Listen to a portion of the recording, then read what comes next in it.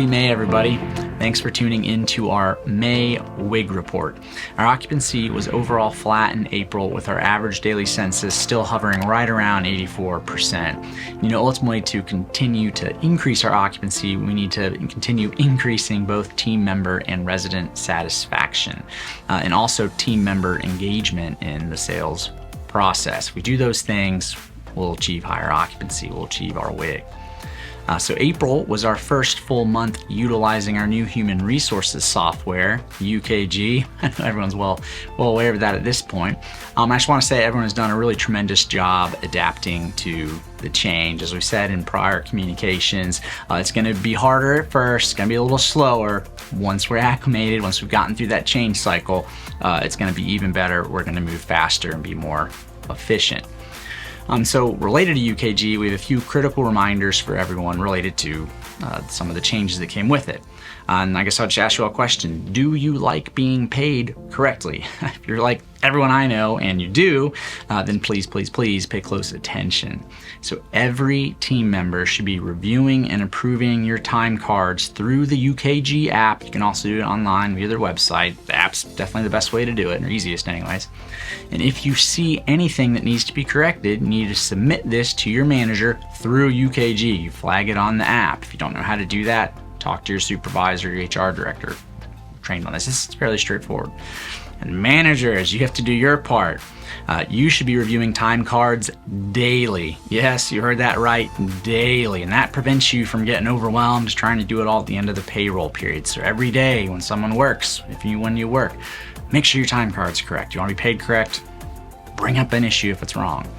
Managers, review those requests daily, stay on top of it. It's the best way to manage the process. Block off time for it. Ultimately, this new process through UKG eliminates errors that we previously had to deal with because there wasn't this efficient of a workflow. But what it does require, again, is to perform that workflow, and so everyone needs to do their part, which I just touched on. Last thing I'll add on UKG is that we are still a couple months away from the dust of the change settling, and I just encourage everyone to keep at it. We'll get there. And the last update for today is that we just finished our team member satisfaction progress survey. So doing a survey midpoint of the year from Great Place to Work. And I just want to personally thank everyone who completed it, particularly if you took the time to answer our open-ended questions. That is absolutely the most impactful way you can help us. Give us ideas, suggestions, tell us what we can do better. Also let us know what we're doing well so we can keep doing that. Your thoughts help us know what to do differently so that we can improve. So what happens next? Well, we're going to take the next few days, so rest of this week, to analyze and then distribute the results to your local leadership. You should expect to receive the results to be communicated from you, what your community scores were, areas of opportunity, that sort of thing, within the next 2 weeks. So we'll say by May 15th. And as part of that, we're also going to tell you, all right, here's what we learned.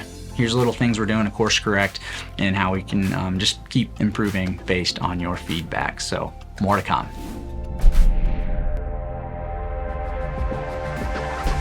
Most of the errors or failures we make in life are due to either our ignorance or our ineptitude, or some combination thereof.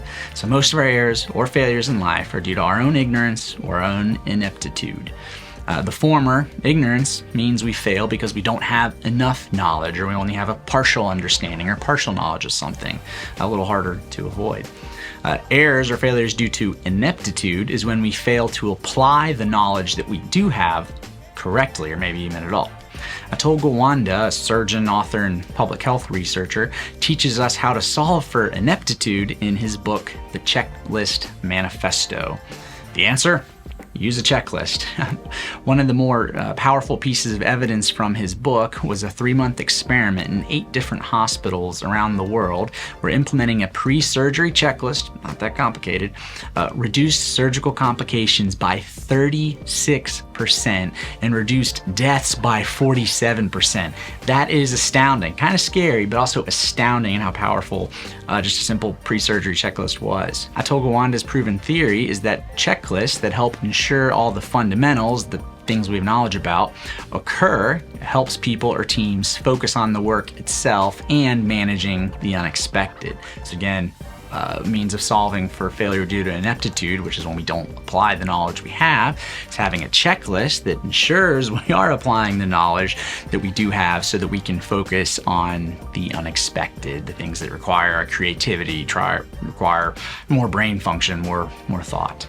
And so a few practical applications in our line of work are consistent agendas, a checklist of sorts, in our recurring meetings, checklists for all things planning related, whether it has to do with the social calendar, clinical assessments, budgets, so on and so forth.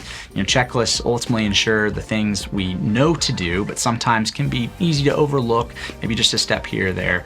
Checklists ensure that they happen.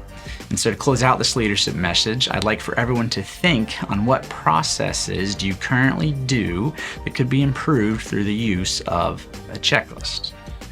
Think on that. If you're struggling with this, coming up with something, think about any routine thing that you do on a daily, weekly, or monthly basis. Do you have a checklist for it? Are you utilizing that checklist? Chances are your failure or error rate related to those items will be dramatically reduced. Again, think back to that hospital example, 36% reduction in errors or complications, 47% reduction in deaths. Using a checklist, you can reduce your error rate through the use of a good checklist.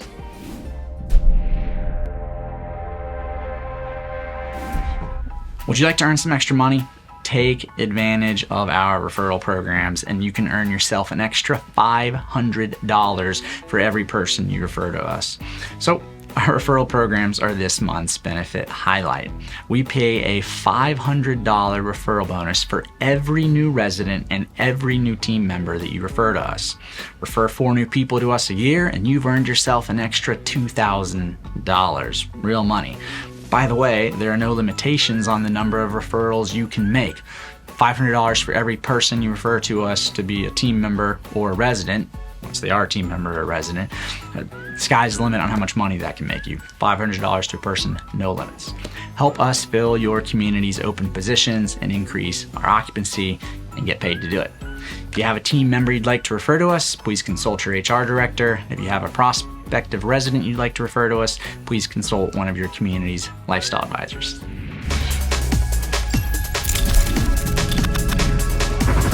Amanda Thomas. We're so proud to have Amanda as part of our team here at Summit Hills. She's been with us for several years now. She does an amazing job letting our residents feel safe and welcome to our community, and we're so proud of Amanda. Congratulations.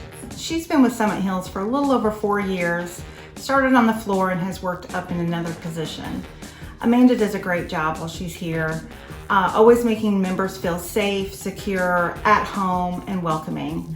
Amanda is a bright light to our day, and we love to see her as well as the members. I've been here at Summit Hills for a little over 4 years. I love coming to work because this is my family away from my family, and this is my getaway. When I'm here, I'm more relaxed. Love my family here, my co-workers, and my residents. Hi, I'm Dee, Director of Nursing at the Stratford. I wanted to talk about Christina, my LPN here. She's been at the Stratford now for 9.5 years. Wanted to spotlight her because she's an awesome nurse. She's the backbone of the Stratford. And I'm just so proud of her. Thank you, Dee. And I am here, I've been here for a while, and I just love my residents and love what I do, and I'm happy to be here every day.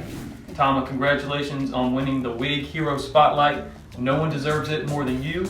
And here's a few testimonials from our team to why you deserve it. Thank you so much. She's wonderful. There's not anything that we feel like we can't go to her about, and she might know all the answers. If she has to find out an answer, she doesn't have any problems going to get it. She's always available to us and always eager to answer our questions. She always went out her way for everybody, and she's a nice individual. She always helped to make sure that her residents always in need and her employees. We are blessed to have Tama here as our DON. She has made sure that her nurses are taken care of, and she makes sure that our patients are taken care of. We had a patient recently fall, and Tama swooped in with her fast-acting nursing skills and made sure the patient was okay, and she did everything in her power to make sure that they felt safe and secure and knew that help was on the way and that she would be okay. She cares about these patients and she knows that nursing is truly her call. She's definitely a team player. She definitely shows what a leader is. She definitely makes our day way easier. Of course, anybody can make your day easier when they have candy, right? And snacks. She's definitely awesome though. I've seen Tama where we've hit on a walkie saying, hey, we need help in so-and-so's room, and boom, Tama was the first person in. Awesome sauce. Yeah, very supportive. I don't know, I just can't say enough good things about her. She has my back and I appreciate that so much. And I've seen her have my back. Helping us grow as a team here. We can go to her for anything. She's really reliable, and we just love her as a person. I'm Allison, the social worker at Wellmore of Daniel Island. This month, our spotlight hero is Martha. She works on our skilled nursing building. She's been here about 1 year with us. She's very dedicated, hardworking, and goes above and beyond for all of our residents. She makes them feel very at home, families love her, and we wouldn't be able to do it without her. Hi, my name is Riley. I work here at Wellmore on the rehab unit for skilled nursing. I work with Martha. She is absolutely wonderful and endlessly dedicated to our residents, and she completely embodies our core values here at Wellmore. Number one being that we exist to serve our members. She takes her time to build a really good rapport with the residents and their families so that they feel really comfortable putting their loved ones in our care. She always takes the time to do small group activities with the residents and just other things that she definitely doesn't have to do, but she decides to do. We always love and appreciate Martha. Awesome work, heroes. Before we sign off, I'd like to again thank everyone who completed our team member satisfaction survey. We plan to distribute the results by next week, and we'll quickly get to work on course correcting. With your help, we can keep making our communities even greater places to work.